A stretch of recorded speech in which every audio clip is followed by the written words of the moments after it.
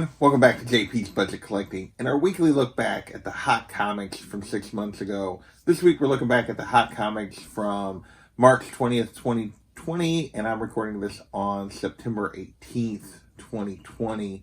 As always, this list is about looking back at what the hot books were 6 months ago, trying to understand what factors made them hot, so we all make a little better decisions about which books we chase, which books we pass on, or which books we're just patient with. As always, we're also looking at the CBSI Hot Top 10 and the Key Collector Comic Tom Hot Comics of the Week. This week we got, between the two lists, we got 16 books. So without further ado, let's get into this week's list. We only had one kind of option news book this week, and that was Strange Kiss #1, the first appearance of Major Gravel. Basically, there's rumors that Jason Statham was going to be playing a character named Gravel, so people were specking this was it. There was no confirmation on this. I thought this was a trap. It only jumped up to $10 to $15, and now it's $5 to $10. But that's only with, there's only been 3 sales at those prices recently, so this one definitely kind of lived up to the trap thing. Doesn't appear, at least right now, that there's anything actually going on with this book. With that, we're going to move into covers, and we had 8 covers, so half the list this week were covers.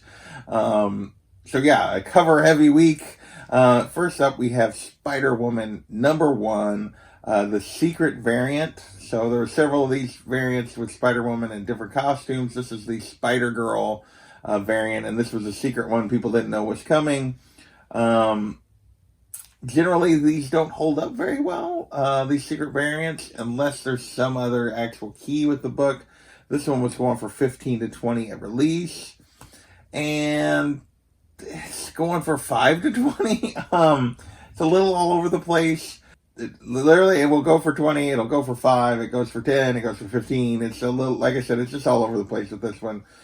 So don't think it really lived up to the trap, even though you can get it for $5. If you're patient, probably an I'll be back, as it has maintained a little bit of value for this secret variant, although not a lot. With that, we're going to move on to Hack Slash Suicide Girls Annual #1, the Tim Seeley Cover C. So his Cover C variant for this, it was a store exclusive, and I forgot to write down which store. Sorry about that. Back then, this was going, this was pretty hard to find, and one kind of came up, went for $45, so hit the list, and I put this as an I'll be back, but this book appears to be becoming a ghost to a certain degree. There's currently 0 are listed. There's only been 3 sales in the last 3 months. And a raw went for $60, but 9.6s went for $150 and $250. Those are the 3 sales.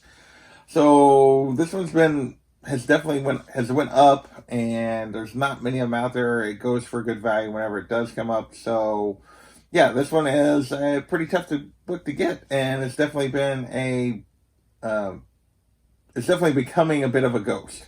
So with that, we're going to move on to Marvel Tales Silver Surfer #1, the In-Hyuk Lee 1 in 50 Virgin variant. This was on the list last week at $100. By this week, it was up to $120, going for $125. I call this a trap. This has definitely been an I'll be back. It's still going for $100, pretty solid. Not a lot of sales on this one either. Only 4 sales in the last couple months, and nothing since like toward the end of July. But when it does sell, it's still going for around $100. So this one has definitely been is down a little bit from this peak of $125, but still holding strong at $100. With that, we're going to move on to Something is Killing the Children #6, the Frizzen 1 in 25. This one was hitting $40 at release. I called this an I'll be back, but boy, has Something Killing the Children taken off as a series. All of these books, all of these covers, this whole series is just red hot right now. This has been straight cash as a result. Raw sales for this book, there's not a lot of them, but the sales that have happened are $150 to $200. 9.8 went for just over $200, interestingly enough. The one sale of a 9.8 recently, one sale of a 9.6 went for $140. So raw copies are commanding as much, if not more, than just a straight out 9.8, but there just aren't many 9.8s out there floating around either. And so, but yeah, this one is definitely, everything Something Killing the Children is red hot right now, and this one is definitely one of the covers that people are chasing. Next is Bitterroot number 7, the 1 in 10 Boys in the Hood movie poster homage. We had one of these earlier, a Do the Right Thing one, about a month or so ago, that hit the list a couple times. As a follow-up, people were chasing this one as well. It was going for 60 to 80 out the gate. And now it's going 85 to 110. I called this an I'll Be Back, but it's been straight cash. It's went up a little bit. These Bitterroot movie homage covers, at least the this one and the Do the Right Thing one, have definitely maintained their value and went up. Our next cover is Flash 750. The Boss Logic ECC, or I think it was more than one con it was actually supposed to be at, Virgin variant, and with the cancellation of the con, this one was kind of trickling out into the marketplace. They didn't come out all at once. There was just a few of them here and there, and as a result, this thing was going for $100. But it was going for $100, and people didn't really have any idea what the print run was on this one. I thought this was an I'll Be Back, and it turned into just a flat-out trap. You could almost find this a come on, man, is it really? But it's now going for $20 to $30. 9.8 recently sold for $85, and that's the only sale since July for 9.8 of this. So yeah, this one has definitely come crashing back down. There's more of them available than what people initially thought. There's a couple other covers that kind of go with this, and all of them are kind of doing fairly similar prices. Next is Spawn 306 Gunslinger, the Gunslinger variant. There's been a couple of these, and I kind of was not super high on these Gunslinger Spawns. I should have been. This is clearly a super popular character. Back then, this was a $20 to $25 book at release. It wasn't a limited order, so I was like, it probably was more of an I'll Be Back. It won't necessarily maintain that. I was wrong. It's $60 to $90. 9.8s are going for $150 to $180. Yeah, never doubt the popularity of Gunslinger Spawn. That's all there is to it. This version of the character and these covers seem to always sell. Having said that, we're going to move on to the next book on the list, which was Power Rangers TMNT number 4, the 1 per store variant, with Michelangelo holding the White Ranger's helmet. And much like Gunslinger Spawn, I said back then that never doubt the power of Power Rangers and Turtle fans. These books almost never come back down.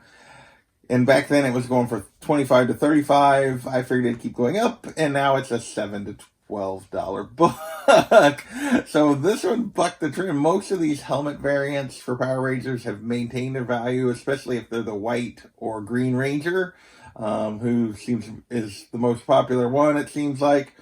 And this one is an exception. This one has not maintained. This has come crashing back down. This book turned out to be a trap. And that was our last cover of the week. So with that, we're going to move into 2 books that were kind of MCU, Disney Plus show related. And then we'll move into our Comic Buzz and our Dumpster Fire. So let's first start with some MCU and Disney Plus. First up is Fantastic Four 352, the first appearance of the Minutemen, which are the police force for the TVA, the Time Variance Authority. We've had several books related to this on the list over the weeks because the Time Variance Authority is supposed to appear in the Loki show. Supposedly the Minutemen are going to be a part of that. Back then, it was only going for $5. 9.8 hit 50. But there was like a 1,100% increase in sales, so Tom and Key Collector put it on the list. I call this a trap, which is hard to justify a trap on a $5 book, but I kind of think it was. It's $1 to $7 book right now, so it's basically not that much less, but there's almost no sales. There appears to be no interest in this book.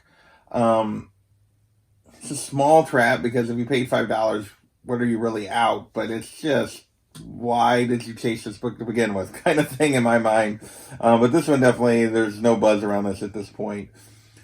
Uh, Next, we'll move on to Secret Wars #2, the first appearance of Daisy Johnson Quake.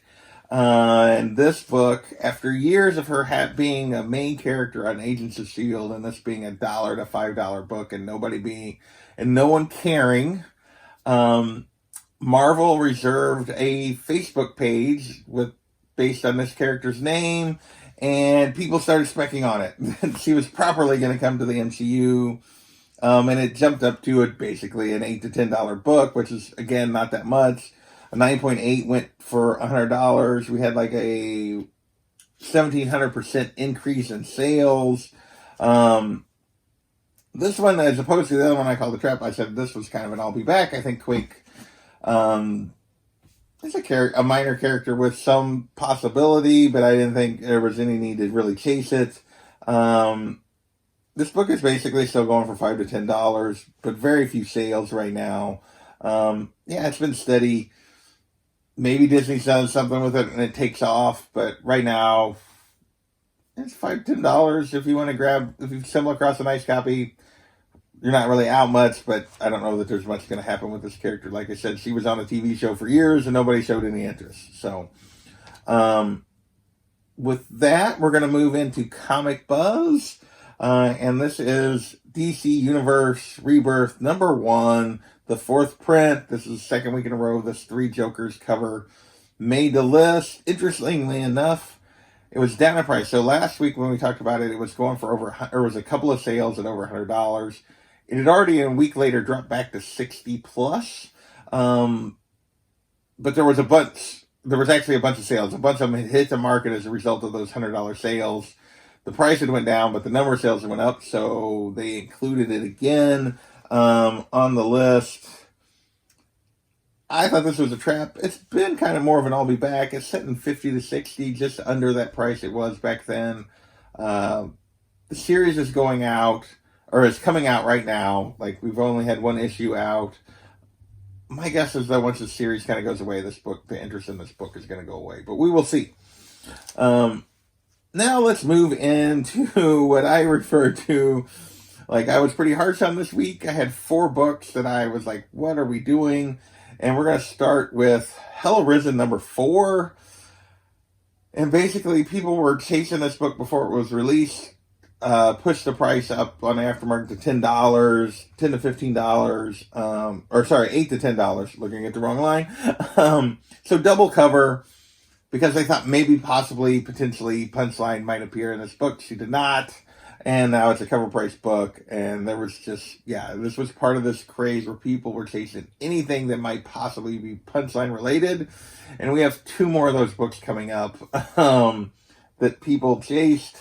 And next we have Nightwing 70. And people were chasing this book. It was going for $30 pre-release, because the solicitation basically said, how many Nightwings must the Joker go through? This is back when they had that team of Nightwings to get to the punchline or something, and that's not correct. But anyway, the word punchline was used, so people assumed she was going to be in this. So a whole bunch of people bought this book at $30 plus pre.